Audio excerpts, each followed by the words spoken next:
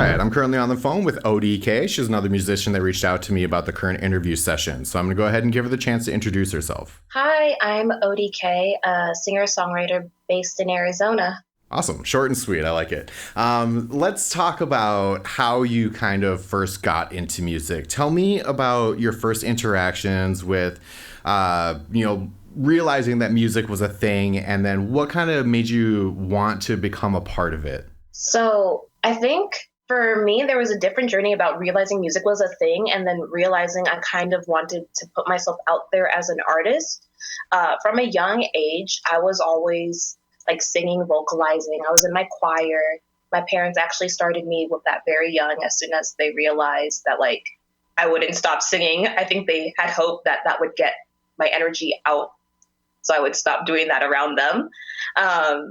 But I think it was actually around college and more so during COVID where I realized, oh, I want to make music for other people to hear and not necessarily just sing.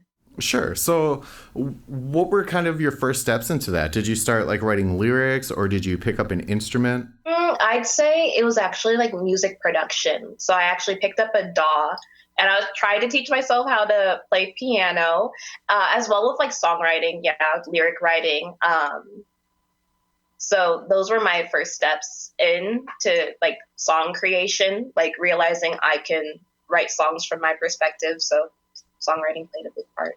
Okay, so did you have much musical experience before figuring out that you needed the audio workstation? Not as much as I'd hope.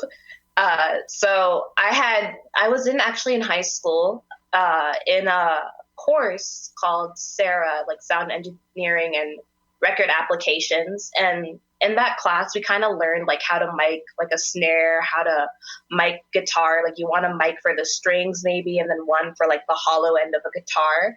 And I think that introduced me to the fact that like, oh, like when someone talks about like making a song and putting it out for release, it doesn't actually start with like, oh, I have my guitar, I'm gonna play and just record a video of myself out there. Like there's actually a step process where like, oh, we record each instrument individually, then all of those are mixed down into a song, and then that's like going through a distributor and then to the public. Sure. So the build-up question there that I was kind of working into was, how did you kind of navigate the difficulties of working in a DAW to create music when you kind of had more of the production background rather than like the creative background, for lack of a better term? I'd say that's a good question because I'm still kind of working my way around. I did like look into music theory for a bit because I wanted to see like, oh, what's the groundwork. So I'm very familiar with like the scale of C major. And so I would just learn on a piano, like, oh, okay, I like the sound of that. I like these chords together. Oh, I think this following that is really nice. Oh, let me play a game where like, okay, so I know D is like the second chord in the scale of C. So let me like put random numbers after each other and see how these chords sound and see if I like any of these. Okay, and was most of that kind of tinkering with virtual instruments, like a virtual piano, virtual guitar kind of thing? Yeah, with like a MIDI keyboard. Yeah. Sure, that's fine. There's no shame in that. You don't gotta shy away from that. That's how tons of people are doing it. So don't ever think that diminishes your creativity because you're using virtual instruments. So tell me about how that process is going. Obviously, you're working in it, you're figuring it out, and then also I assume a lot of that is going through like the MIDI roll. You mentioned you're using a MIDI controller to get the kind of the finesse and nuance of the actual quantization into the DAW. So tell me about how many songs you're working on and where kind of that project is going. Okay, so in regards to like that aspect of it, like production on my own end has kind of come to like a standstill. Like I'm still working with it and I'm still trying to learn. But I feel like for me, where I get frustrated is that like I hear the songs that I want to make, but I'm not able to actualize it like in physical form through other instruments. So actually what's been a big help for me is seeking out others to collaborate with. Okay. So like, oh, go ahead. Oh, so I was gonna say like so like reaching out to like other producers, uh friends who dabble in music a little bit. That has been actually my biggest support. Okay, and so you mentioned a couple sources that you're looking for there. You know, people that are in your kind of immediate proximity that you're close to, that you know are musicians. Have you reached out like over Craigslist or like Facebook, or there's a Reddit page out there that I always promote called Bedroom Bands that is basically just online collaborators. Have you done any of like that internet searching? Yes, my like not through Facebook or Reddit, but I find like Discord to actually be a really big source of uh finding people. Also, Instagram has been a really good way to find other people who are like reach out. Like sometimes someone reaches out to me and be like, "Hey, like I made this track. I heard that you're a vocalist. Would you mind singing on it?" And that has been like some of the biggest ways to network.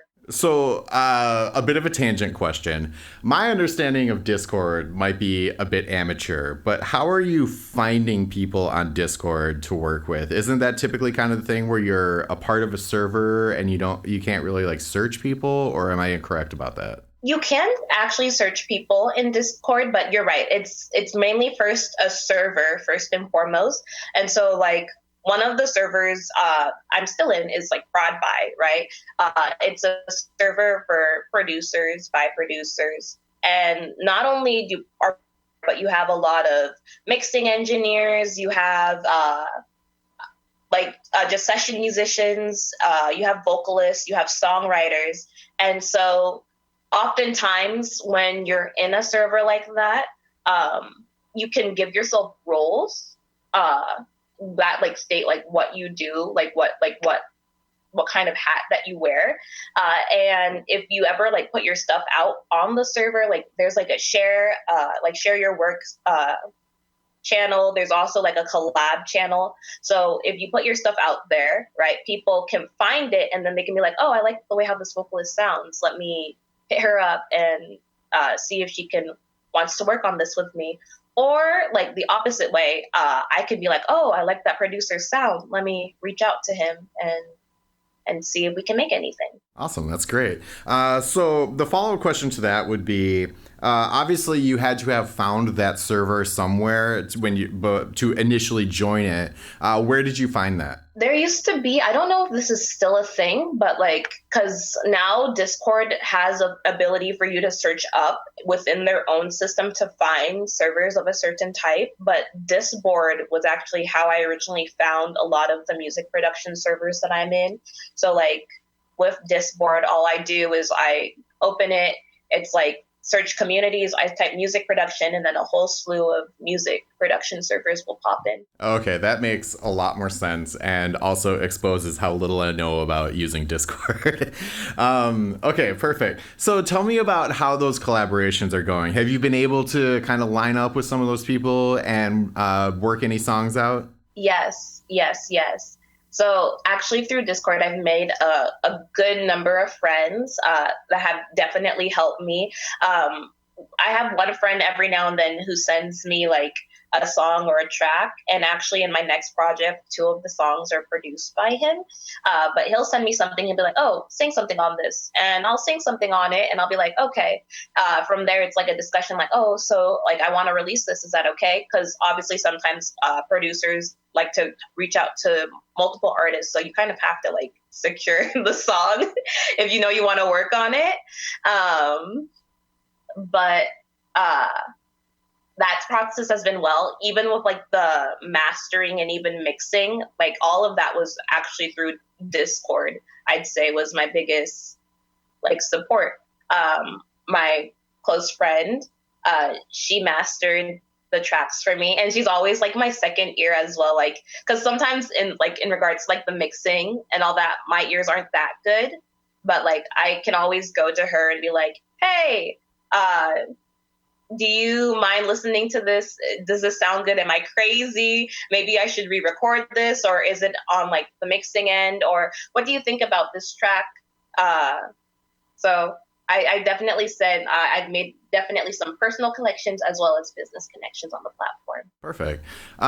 So, moving forward and looking at, kind of actually putting material out, do you see yourself kind of putting out these individual releases, or are you working towards putting like a full album together?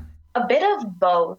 I know that in like this era of the music industry, a lot of people are very anti-album because they don't see it as a means to grow. Whereas if you split up your album and release them as singles, you have more chance of accruing an audience. But I am definitely in that like old school era where like if I'm working on a project, I kind of want to stick to that project. But at the same time, I'm still going to be releasing singles. So like actually next week I have an EP releasing, and that's like a project that was worked on through Discord. But at the same time, I still have a couple singles that I still plan on releasing before the end of the year. Awesome. So that kind of builds into where I'm going with all of this of what is your plan? Where do you want to see your artistry grow? What's kind of, your 5-year plan? I don't want to get my hopes up, but I would like to see myself as not like a mainstay in like the music, but I would like to see myself like maybe as like a C-list singer, a C-list vocalist, like someone who you know of, but like isn't like completely up there, right?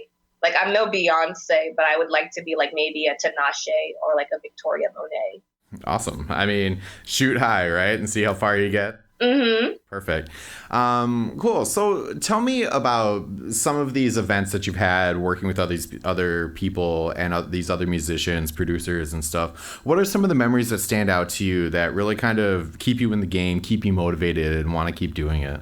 I'd say what keeps me motivated. I'd have to say like my that same close group of personal friends on the platform. They're always like checking up on me, looking out, because I will often like tell myself deadlines and whatnot, and I suck at adhering to my own deadlines. But they're keeping me grounded, being like, "Odie, didn't you say that this was going to be done by then? Odie, didn't you say this was going to be done by then?" And you're like, "Shit, you're right. Let me start like getting this done. Let me get this together." Um, Other memories, I'd say that other things like I said, like mentioned like securing a song, because I learned the hard way actually like what happens if you don't like automatically secure the song. So there's actually an incident where a producer had hit me up right after I released like one of my first singles, and he asked me to sing on a song. And originally he only wanted a hook, and I gave him a hook. And then afterwards I was like, actually, wait, can I actually have this entire song? Because I feel like I could write more to this. And that was like in November of 2021. And then in March of 2022, I had finally finished writing the song out, and I was like about to hit him up being like, oh, I have this EP and I feel like this would be perfect for the project, da da da da da. Lo and behold, he comes and he's like, actually, I already like was pushing that song towards someone else, and someone else had like come in and said that they're gonna purchase this from me, so they actually have exclusive rights to this song. And I was like, bitch.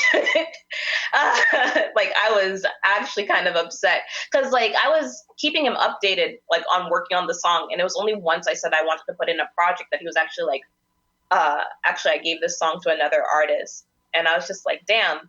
And from there I learned that like if a producer does give you something, like you should probably try to confirm with him sooner rather than later that like, yeah, I'm working on this, like I plan on doing something with this.